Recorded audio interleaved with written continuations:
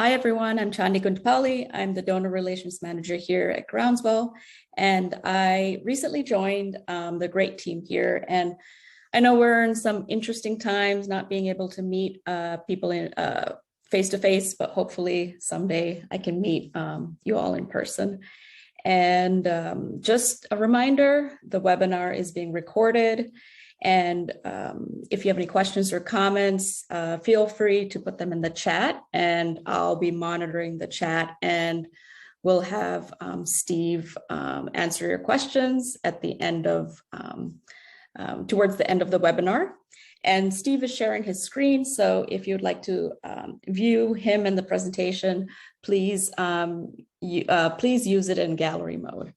And with that being said, love to introduce Steve Brescia, our Executive Director. Thanks, Chandi, and good afternoon or morning or evening, everyone, wherever you are. We have folks from multiple time zones and different places in the world, different languages as well, I believe.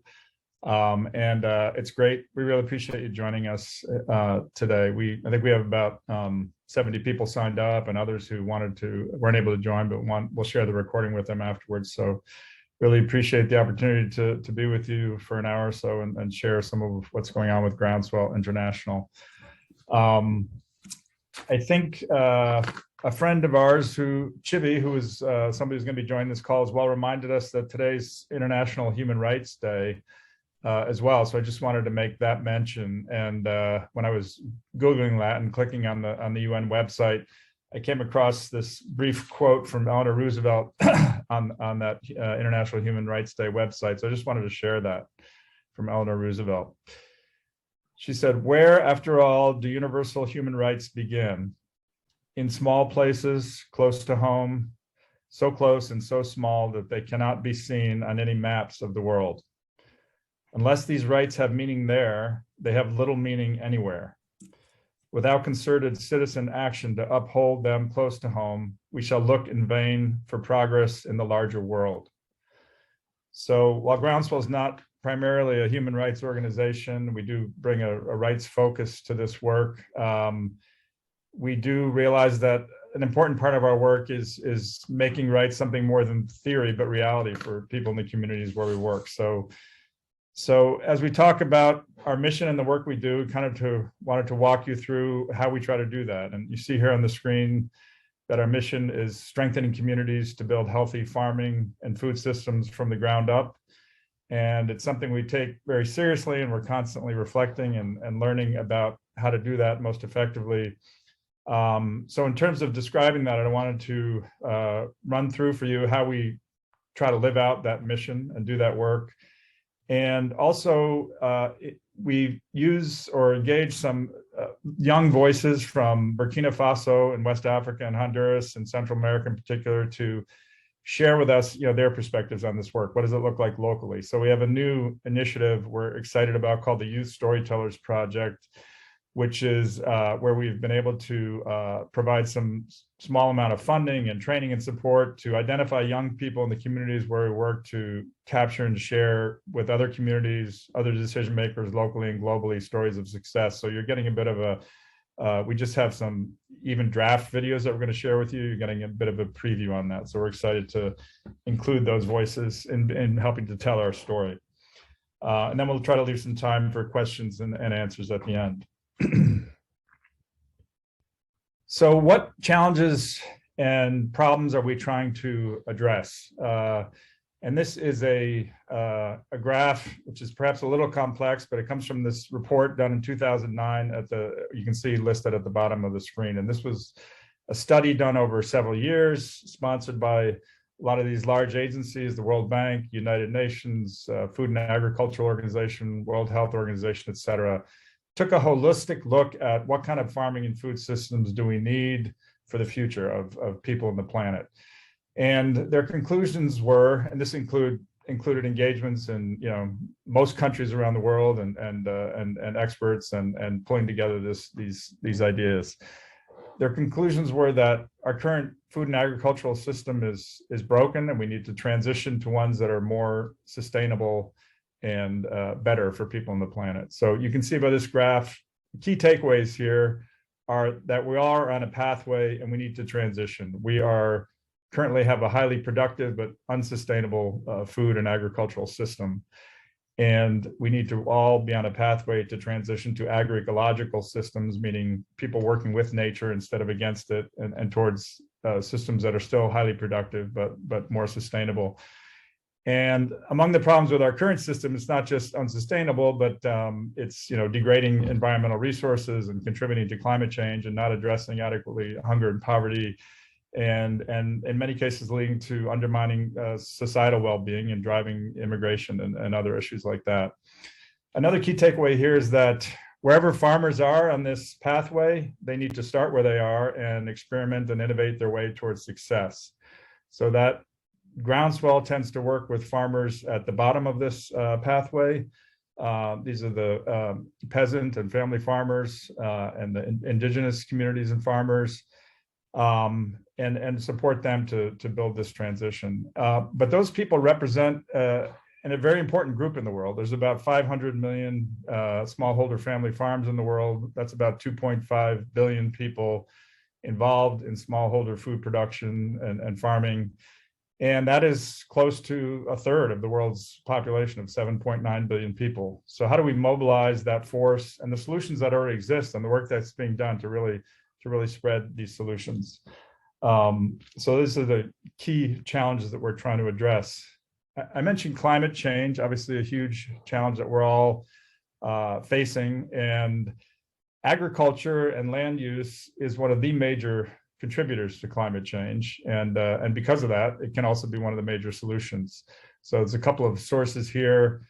There's different ways to calculate this, and it depends what one includes in in farming and agricultural and food systems. But if you consider how land is used and deforestation and chemical inputs, fertilizers and other things, or food miles, multiple issues like this, by some calculations, our agricultural and food systems contribute up to 45% of the greenhouse gases that contribute to climate change. So this has to be a fundamental part of solving and reversing climate change. One interesting source here mentioned is Project Drawdown. You could check that out on their website, but they looked at the top 100 solutions related to reversing climate change and drawing down the carbon out of the atmosphere, and point to the fact that there's perhaps nothing more important than what we eat and how we produce that food, and that photosynthesis is perhaps the most powerful way we know to capture carbon dioxide out of the air, to feed plants, to feed soil, to feed people through regenerative agricultural approaches. And so that's something we need to work on as a fundamental solution to climate change. So those are the challenges that we're addressing. And then I wanted to talk a little bit about how Groundswell does the work that we do and tries to carry out our mission. So we are a network of partner organizations where we structure ourselves that way quite intentionally, with a lead local NGO partner in each of the 10 countries where we currently work. We are currently working in Latin America and the Caribbean, and we're structured in regional sub-networks to facilitate the action and the learning on effective strategies in places of common culture and language and ecosystems in some cases. So in Latin America and the Caribbean, we're working in Haiti, Honduras, Guatemala, Mexico, and Ecuador. And in West Africa, we're working in Burkina Faso, Ghana, Mali, and Senegal. And then in South Asia, currently working in Nepal, but with plans to expand and create a more consolidated regional program there in India, most likely in the state of Bihar, India, which is contiguous to Nepal. And then how does this partnership network work? We all play different roles. The most important role are the communities that we support. I think as people on this call probably understand in their own experience and intuitively, communities are the ones that need to generate the solutions. They're the ones that need to experiment on their own farms, figure out what the challenges they face, figure out and what things they might find as innovations and solutions to those challenges, organize together to spread those, to create seed banks, to create community grain banks, to create savings and credit funds, and so on. And so that work is at the center of everything we do. the ones who support the community directly are those partner organizations that I mentioned around the world. They're the ones that are incredibly talented and knowledgeable people in their own contexts in how to work effectively with communities and strengthen their capacities and facilitate learning within and between communities on spreading this kind of work. And then Groundswell plays a few key roles in this structure. We facilitate learning on effective strategies between partners and allies. And the next slides, I'll talk about some of those lessons. And then based on those lessons that we've learned, we coordinate program development across our partners, often at regional levels. And then we mobilize financial and human resources and support for those programs. And we facilitate documentation and dissemination of lessons and recommendations and impacts coming out of those programs. And then together we can amplify our voices collectively more effectively to contribute to the kind of systems change that's needed from these grassroots examples. So, collectively, this network, we're not about delivering inputs, we're not about delivering projects, we're about working together as a network to develop these kind of solutions and spread them together. And as you can see by the arrows, the learning, the inspiration, and the action flows in all directions. And then our theory of change, and this is at the community level, and again, you see the community at the center here, grows out of the kind of learning across our partners that I just mentioned. We have looked at, over the first 7 to 8 years of our existence, having been founded in 2009, we took a look at all of our programs around the world and what they had in common.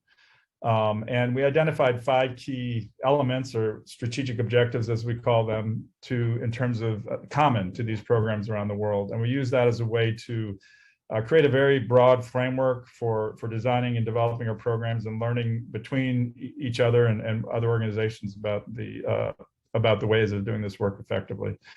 So in general, many communities around the world are trapped in a downward cycle, a vicious cycle of poverty, where their land becomes degraded, they produce less, they have to sell assets to try to keep their head above poverty, and they become indebted, and often then get driven into migration or extreme hunger and poverty. So that's a vicious cycle that many communities are trapped in. So how can we work with communities to strengthen their capacity to create a virtuous cycle and to reverse this?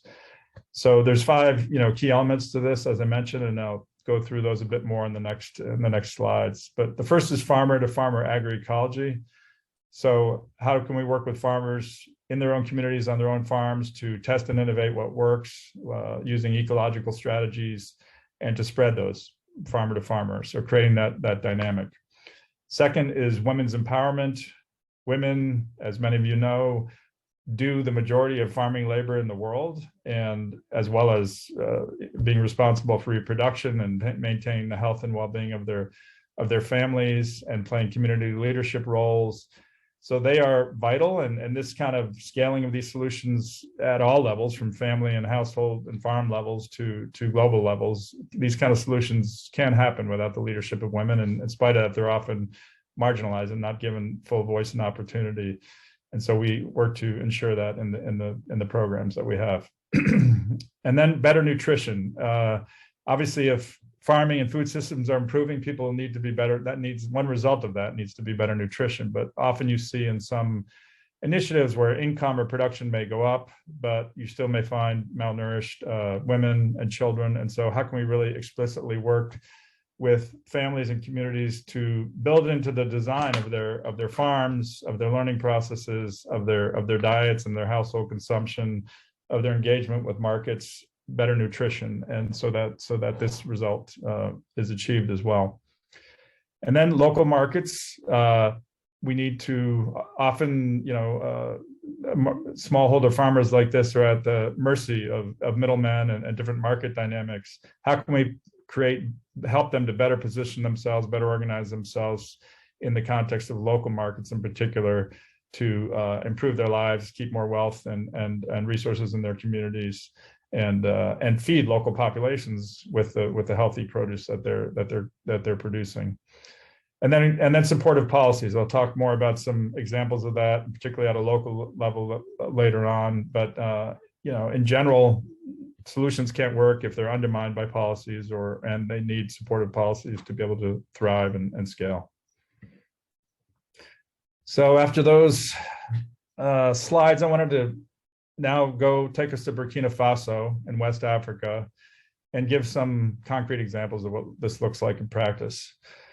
This is a photo of Twamba Burgu, our regional coordinator for West Africa on the left, or on the left of my screen, speaking to a farmer after this farmer has just prepared his field for planting in the traditional way. So cutting down the trees and burning off the land to prepare to plant. And this is a strategy that actually has worked for centuries and decades for farmers when they can move on to other land. And after this soil is depleted, allow it to fallow for 10 years or 20 years. And then they can move on to other land and allow nature to do its work to restore the soil fertility through trees and shrubs and dynamics of the soil, and then come back to this land and perhaps clear and plant it again in 20 years. But that's no longer possible.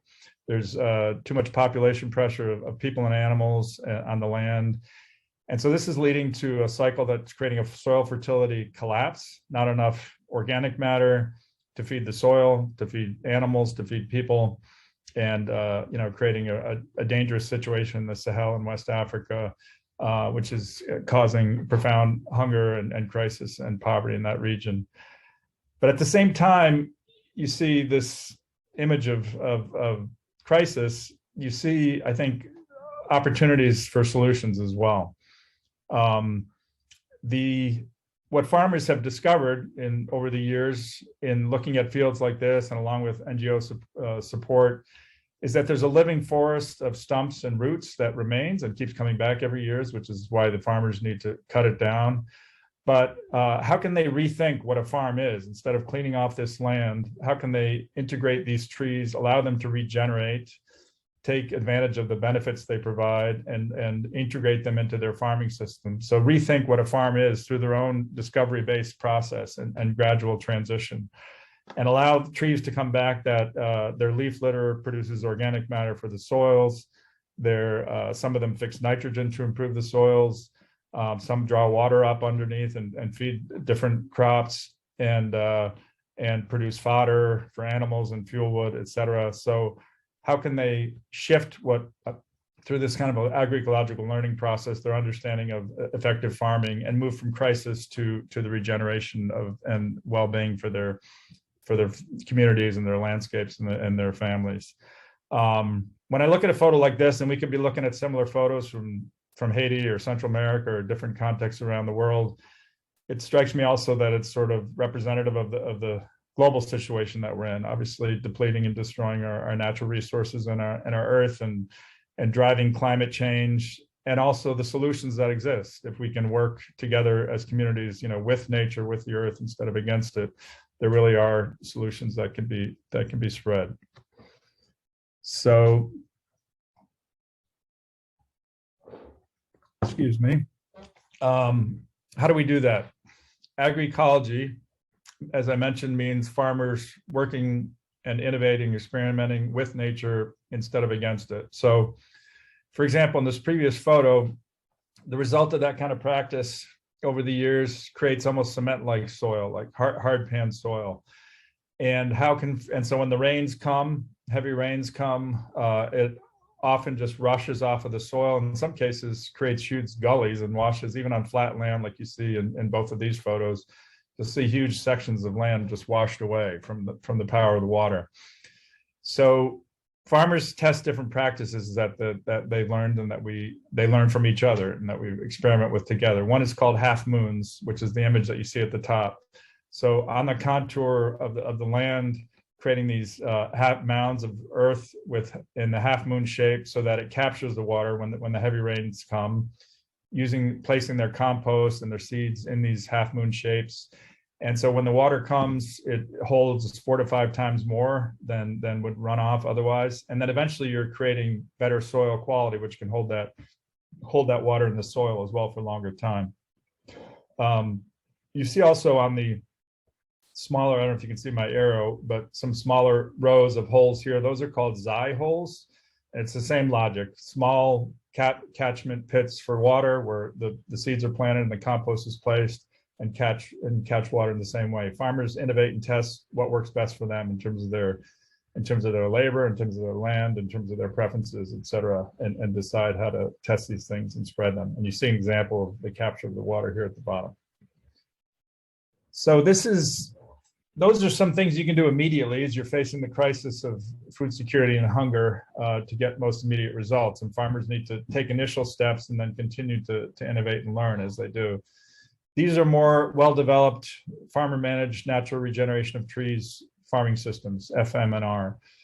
So where you see the trees as comparison to the earlier slide, integrated into the farming system, the slide on the top or the photo on the top with rock contour barriers for soil and water conservation, with compost on the fields, and with different kinds of tree species integrated into the fields. And farmers have to decide what tree species, what density, when to prune them, the different values and benefits they have. And there's a lot of local knowledge and innovation in that process.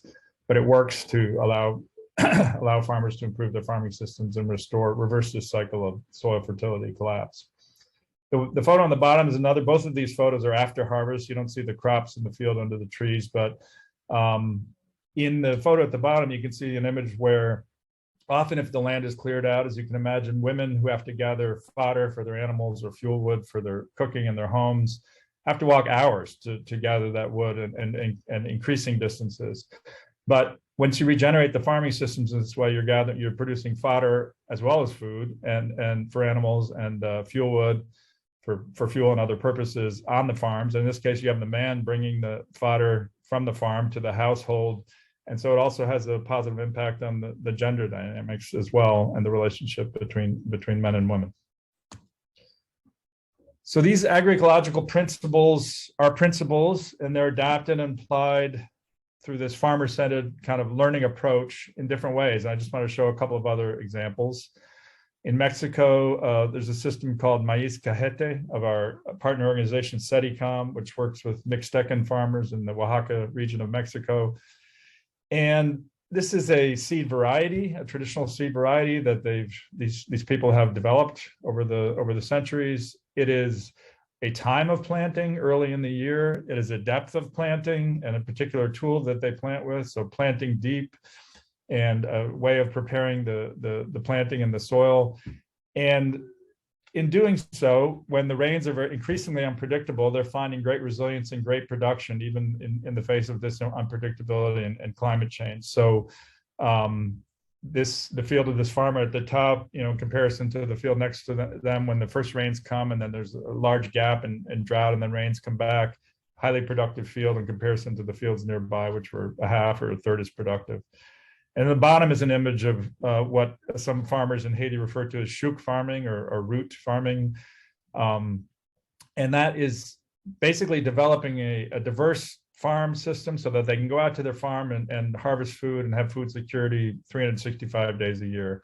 So that integrating fruit trees, grains, tubers, root crops, different kinds of vegetables, so that which come mature at different times of the years and allow them to be resilient to climate change, have access to food and nourish their families. And this is a strategy that we're also working with farmers to spread in Haiti. So now I wanted to show you the first video that we have here. And I mentioned our Youth Storytellers Initiative. Earlier this year, we're talking about how do we, as many organizations are, how do we engage youth more to be a part of this process, to spread it and to lead this work in the future. So one idea we've come up with is the Youth Storyteller Program. So providing small grants to our partners, starting with the resources we have in Burkina Faso and Ghana. And you see here the program area in Burkina Faso on the map, highlighted in green. And allowing our partners to identify local experts who can help do some training in video production, and then identify local young people who are interested in doing this, and identifying successful stories from communities, that can be documented in local language, shared with other villages, shared with decision makers, shared with us, and to help shape the narrative, globally that these kind of solutions are possible. So I wanted to show you this video of about 3.5 minutes long, I believe, of Habibu Ankoande from Burkina Faso. And it's a video produced by Rebecca Yarga, she's the one behind the camera, who you won't see here, but we'll show her later on. And just to mention a couple of things you'll see, you have to follow the subtitles there, is she talks about Zai holes, which I mentioned earlier, these water catchment pits to capture the water to improve the farming system. She talks about FMNR, farmer managed natural regeneration of trees, and you'll see her pruning trees on her land. And then you'll see also the benefits that come from this in terms of her food security and able to improve her house and raise animals for more assets for their family and to meet family needs, and also the changes in dynamics with her husband. So I will show you this now, and just to mention as well that you'll see the name of ANSD, our local partner organization. You won't see them talking about Groundswell much, and that's by design, as we said, in terms of who does the work at the local level and how the communities are supported.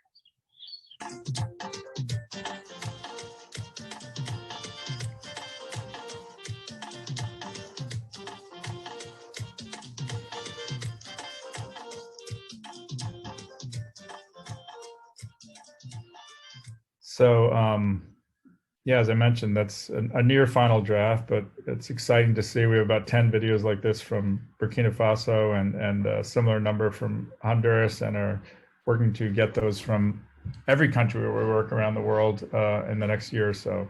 So we're excited about that initiative. Other elements of our work that I mentioned: women's empowerment. We do that in multiple ways, through strengthening women's solidarity groups for savings and credit, for working with them to negotiate access to land so they can produce, like in this picture in West Africa, vegetable gardening with women's access to land for the long term, and tools and training and support, and allowing them to be leaders in these community processes as well. A couple of other examples of that are in Guatemala. On the left is Juana, who's a very effective farmer-to-farmer promoter and spreading this work among farmers in Guatemala. And then on the right, women's cooperative enterprise of women baking bread in Honduras, based with the local produce. And another element of this work is nutrition, as I mentioned. And how do we help farmers to develop diversified farming strategies that can lead to diversified and healthy diets? And how do we work with them to promote and value the consumption of healthy local foods as opposed to imported, and highly processed foods? So you see children with potatoes in Ecuador at the top, and in Guatemala, a woman with amaranth, both very healthy local foods. And how do we help them to develop household vegetable gardens, or help them in learning processes to do that, and support woman to woman, household to household training on effective diets and nutrition and ways of preparing local food. And then another piece, as I mentioned, is local markets. So how can we help communities and farmers to better position themselves in the context of local markets? There's different ways that we're testing and promoting to do that. Farmers markets, as you see on the left here, community-supported agricultural systems that connect farmers to consumers with the basket of food every week and a contract between them, and supporting some cooperative enterprises. For example, Haiti on the right, this is sugarcane, and they've created a sugarcane mill with our support. We have about 10 or so cooperative enterprises like this, so that instead of the sugarcane rotting on the ground, they have a way to mill it and keep the value in their communities and sell those products of the sugarcane. Another way to deal with local markets, another example, is community managed grain reserves. A lot of times family farmers, when they produce, they're at the mercy of middlemen who come after the harvest and purchase their grain when it's at its lowest price.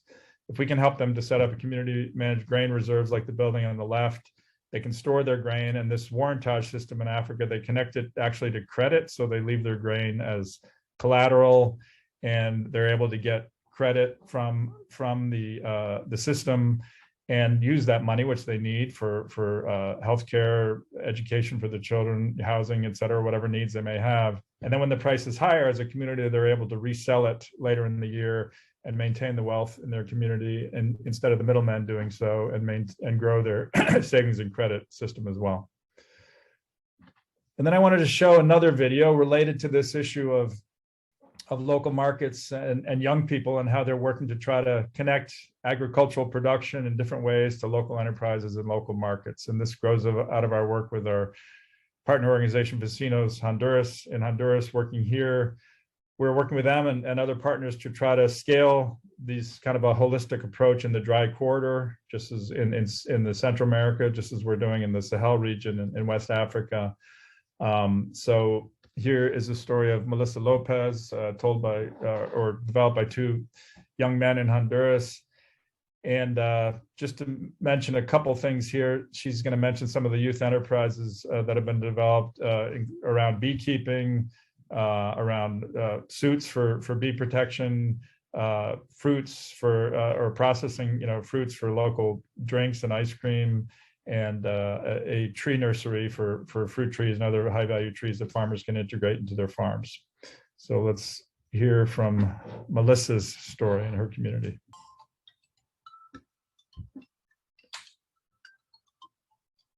Fue en una reunión cuando yo comencé a conocer, a saber de vecinos, donde los integrantes eran de 3 comunidades, los jóvenes. En ese tiempo nosotros decidimos trabajar con colmenas, abejas.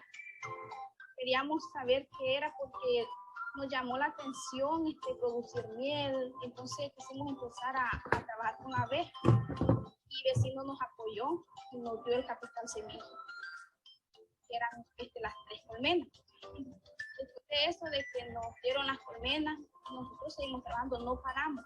Decidimos revisar las colmenas, tratarlas y sí tuvimos apoyo de otras organizaciones que nos apoyaron con otras colmenas, fue cuando nosotros crecimos más.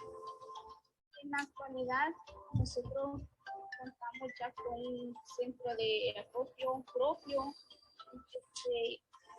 Nosotros producimos indumentaria apícola, que son los trajes para revisar las colmenas, la protección para las abejas. Igual que a nosotros, el vecino apoyó a otras organizaciones, a otros jóvenes a poderse organizar, que también se dedicaron a lo que más les gustaba. Algunos a hamacas, a hacer hamacas, cestas, bisutería.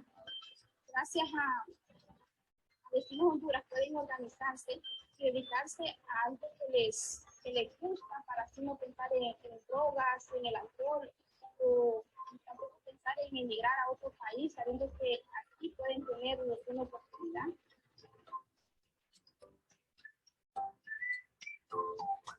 So moving on here and trying to leave a little bit of time for questions at the end. The last element we work with are enabling policies. So we do that at a community level, strengthening community organizations. This is an example of a community in Haiti on the right, and they've created a community map in terms of their households and their assets and the resources and also their current situation and where they want to be in the future. So as we help communities to organize, they're able to and generate real solutions for themselves. They're able to engage more effectively as citizens with local decision makers and try to promote, policies that are more supportive of this work. One interesting strategy related to that is something we call caravans with decision makers in West Africa. So you see in the front of this photo some local decision makers from the municipality, the district, the Ministry of Agriculture, the Ministry of Forestry, Health, etc., coming to learn from what communities are doing. In this case, hearing the testimony of women farmers. And we found this to be an effective way for them to understand, often not aware of these kind of solutions that exist, and to consider, well, gee, instead of using 50% of our budget for our Ministry of Agriculture and chemical fertilizers, we're seeing better alternatives, and how can we work with communities here to support these and transition to supporting these kinds of alternatives. So that's one of the initiatives that we try to work on as well. And then finally, as we wrap up here, another thing we try to do is document and share the impact. And I just wanted to share a few ways that we do that to try to contribute to the broader systems change that we mentioned earlier. One, again, is this Youth Storyteller initiative, which is just starting out, but we're excited with the initial results and looking forward to expand that. I wanted to show this is Rebecca Yargas. She's the young woman who produced the video from Burkina Faso. And so I just wanted to show a 1-minute clip of her talking about this program and what it's meant for her. Je réponds au nom de Yarga Rebecca. Je suis jeune reporter. J'ai accepté pour être jeune reporter de ANSD parce que vu l'objectif visé et moi aussi j'étais en train de faire ce genre de trucs, je me suis dit en tout cas, si je viens à ANSD, je vais acquérir de nouvelles expériences. Je suis venue, en tout cas, ça m'a beaucoup apporté. Sur le terrain, ce que je ne connaissais pas, j'ai encore appris de nouvelles choses. Avec mes interviewés, en tout cas, ça m'a apporté. Leur manière de faire, sur le terrain, on a vu que vraiment, les bénéficiaires se battent. Elles font ce que ANSD les apprend. Elles appliquent. Et si tu arrives même, tu regardes, toi-même tu es content. Toi qui es parti pour les interviewer, tu es content. Et l'interviewé aussi est content. Gaza a travaillé avec ANSD au cas où il y a besoin. Je me porte volontiers pour les accompagner. Well, and Rebecca makes me happy to see her work. These are the two youth storytellers from Honduras who helped to produce the video we saw from Honduras. I saw Eduard's name on our list of people signing up. He may be on the call. I can't see all the participants. I'm not sure. But these are both young men who got engaged in their work, in their community leadership work supported by Vecinos Honduras and training when they were 16, 17, have started economic initiatives, and then have also taken to this opportunity to try to document and share some of this work with other communities and with all of us. So look forward to hearing more from them in the coming year and others around the world. Another way we try to document our information is through our internal monitoring and evaluation system. And these are some of the numbers generated from that. But I just wanted to highlight a couple of things. As I mentioned, we're working in 10 countries. We're working in over 550 communities, I'm sorry, 829 communities, with over 96,000 farmers like Habibu, like Melissa and others that we've seen and they are really the frontline workers to spread this work, to generate success and to spread it, farmer to farmer across their territories and communities, and to really kind of create these ground up solutions. So at this point, regenerating over 322,000 acres of land and improving the lives of over 540,000 people. And then finally, we also use external evaluations at times to see the impact of this work. This was done by this ELD, Economics of Land Degradation, a German agency, on our program and our program partner in Ghana, comparing over 20 years this FMNR and non-FMNR strategy with different kinds of farmers, and finding that this is it takes some time and transition. This isn't a 1 year, a short-term thing, but from the income they have from their forest income and crop income, this is about 500 Ghanaian cedis, which is about $81, I believe. And so you see the positive trends over time as they regenerate their land. And where people are making $1 a day, in many cases or more, you're talking about 2.5 months of improved income a year. So these can be really significant impacts for people. We're also proud that we have in the GuideStar Platinum the highest ranking for nonprofits in terms of transparency and effectiveness. That's available if anyone wants to go check out that website and the information we have there. And so to conclude, how do we create these healthy farming and food systems from the ground up? Smallholder family farmers are the key. And we see that their ability to work creatively with nature instead of against it is really the most powerful force to address poverty, hunger, and climate change. And so we are all about trying to strengthen that work and multiply that force, and glad to engage with many of you in that process. This call is not about a hard pitch for fundraising. Obviously, we welcome and need your support. We have support from many of you. There's some longtime individuals and foundations and others who are new to Groundswell. And we encourage you to join the circle in whatever way makes sense. This is a savings and credit group from Burkina Faso. They're not waiting for handouts. They're putting their own resources in their savings and credit box and lending to each other to build up their own local economy. So in whatever way makes sense for you, we encourage your participation, and please feel free to reach out to CHandi or me if you have any questions or ideas about that. We're happy to engage. CHandi can also put in the chat our website information if anyone's interested in looking at that and making donations there. So I wanted to transition to questions and ask our board member, Tim Lasalle, to make a comment here in a minute. Tim is has an expert in this field, has been working in it for many, many years, has created a regenerative agriculture center at Chico State University in California, knows what this work looks like and success looks like on the ground in Africa and different places in the world. And this is an image of a woman in Burkina Faso with her full granary, full at the end of harvest with millet and sorghum. And so she's standing on her food security. She's standing on her well-being that she's created for her and her family through agroecological processes, working with other groups of women and community organizations. And also working by doing this, it's not why she's doing it, but to improve the soil and draw down carbon out of and contribute to these global solutions to climate change as well. So there's multiple wins here.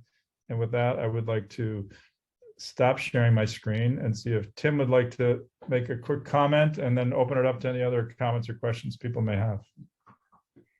Thank you very much, Steve. I just want to say it was a wonderful presentation as far as summarizing the work of Groundswell and the work that your life has been focused on and your whole team. I have had the privilege and opportunity to visit some of the Groundswell people and sites around the world, as I have many other development agricultural projects around the world. And I am very proud to be a board member, but very much a supporter of this work.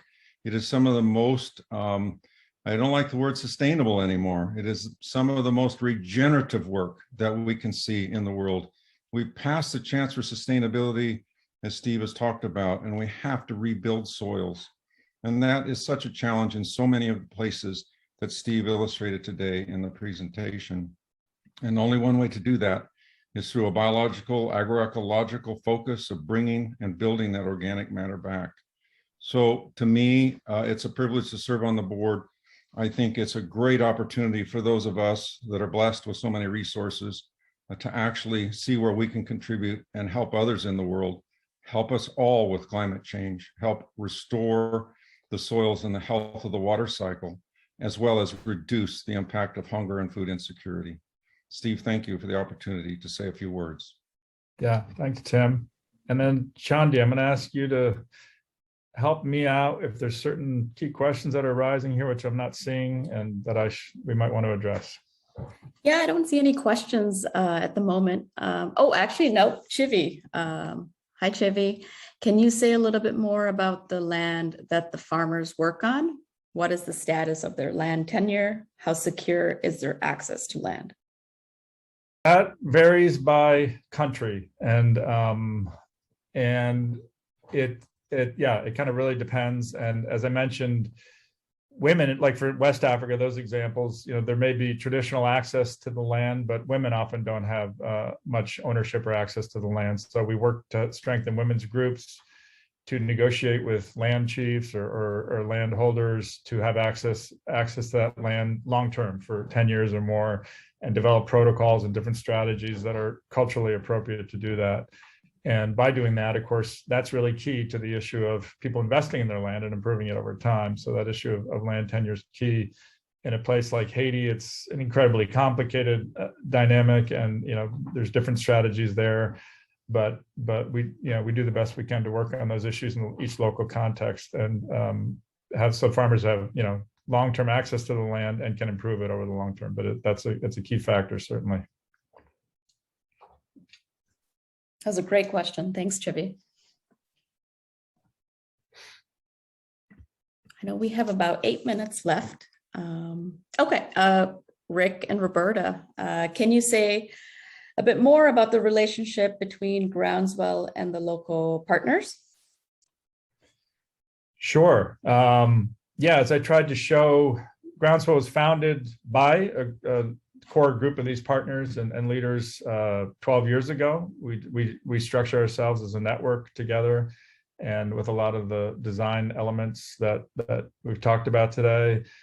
And as I said, there's the communities are really the ones leading the work. The partners are the ones, some of whom I see on the call here, Kantab and others from Haiti, Peter, et cetera, who are just brilliant at working with communities and are from these contexts and strengthening the capacity of the communities. And then it's this constant learning process together. How do we learn from each other? What are people innovating locally, and what's working at the community level, and how can we learn together? Focused on these 5 key objectives that I talked about. The partners are the ones that implement on the ground, and we're facilitating the learning and the support and mobilizing those resources to do that, including with our regional staff teams, at the regional levels in West Africa, South Asia, and Latin America, and the Caribbean. Steve, we have somebody Justin, who's raising their hand, so I'm just going to unmute them. Sounds good. Justin? Hi, yeah, sorry, I muted myself again. Yeah, we were playing tag a little bit. So I'm assuming in these countries around the world, the agricultural methods they're not using GMOs and pesticides to combat issues with the weather or insects and stuff like that, and they're effectively farming in sync with the weather patterns and everything. Could those methods be used in a developed country like the US, and would it be more effective?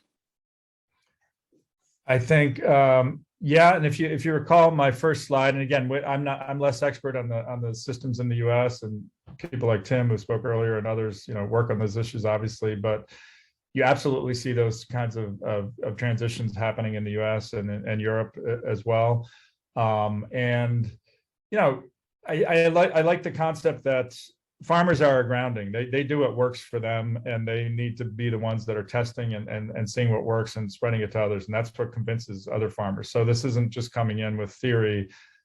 This is farmers discovering what works and spreading it. So there's different, sometimes chemicals and fertilizers and different kinds of hybrid or GMO seeds are promoted in some countries. And then farmers are pushing back against that or working to save and improve their own seed and developing these alternatives. So yeah, it's this transition towards agroecological strategies, which don't require those kind of dependencies on those inputs, which absolutely can work in the US as well, and are working and need to be supported in different ways. There's a question from Jill. How do you select the communities to work with? Well, the partner organizations we work with are the experts in their local context and selecting and identifying those communities. And generally, it's often a demand kind of situation where you have communities seeing the positive benefits of this work and saying, how can we be a part of this? How can we get engaged? And again, a part of that is self-organizing or supporting the communities to organize themselves and building upon traditional organizational structures and processes that they have, and seeing if we can engage, with them in different ways. It's one of the reasons we work with fairly limited resources compared to other models, to try to create a multiplier effect. We can't create a huge staff or program or vehicles driving around to all these communities, but we can create a catalytic farmer-to-farmer community-based networks and processes of scaling out these kinds of solutions. So that's how we try to do that. And some of the greatest successes are where you see some of these things being adopted are happening in communities that aren't even direct participants, but farmers are adopting them because they work or learning from each other. So that's always sort of a great example of success. Yeah. And then Chevy is asking, how are the men responding to more empowered women who take on leadership roles? Is there any backlash?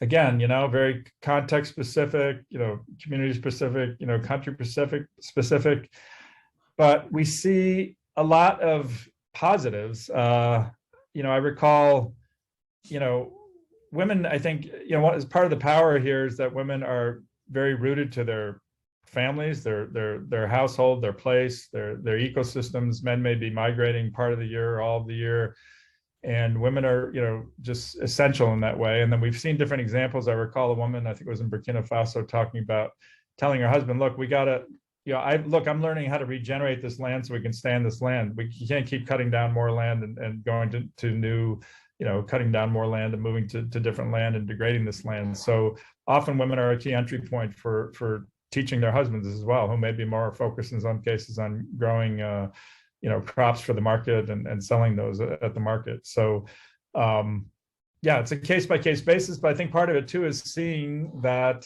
how much the women can contribute. The video of Habibu, she's earning money. She's helped to rebuild her house with cement. She's helped to, obtain, goats and livestock to improve the family well-being. So I think that kind of a dynamic can shift and allow men in some cases to see the value of women in a greater way. So we see a lot of positives in that regard as well. Yeah, and I think we have one last question. Yep. So from your team, what are you doing to better educate adults and youth and expose communities to what's possible in order to shift attitudes towards farming? I think the essence of what we do is a learning process. So discovery-based learning with farmers, them discovering the kind of strategies you've seen, sharing those with others, and becoming, empowered leaders in different ways.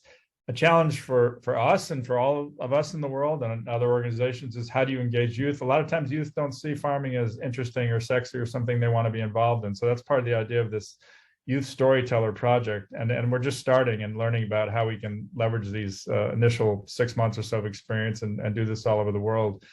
It was exciting to see Rebecca's, words on that and her sense of, satisfaction, but how can those people share those messages to other villages, to local, in local municipalities out in the countryside, to national levels, and help to shape the narrative about what, what the future can hold. So we don't have all the answers yet, but part of those answers come from sitting down and asking them, what can we do more to work together and include the youth and engage the youth and their parents to create these kind of changes. So those are dialogues we're engaged in as we move forward, and looking forward to continuing to create those kind of solutions. So I think we're at time, and I want to respect people's time, Chandi, but just really thank people for coming. Again, look forward to staying engaged with you. Already are engaged with many of you. We will try to share this recording if you want to share it with others, and please reach out to us and be in touch in any way that might make sense. And I'm happy to follow up with all of you to get an idea of, what you thought and what we can do next time and what you want to hear. So thanks again, echoing Steve. Thanks so much. Appreciate it, everyone. Have a good rest of your day. Good Bye-bye. afternoon, good morning for some of you all.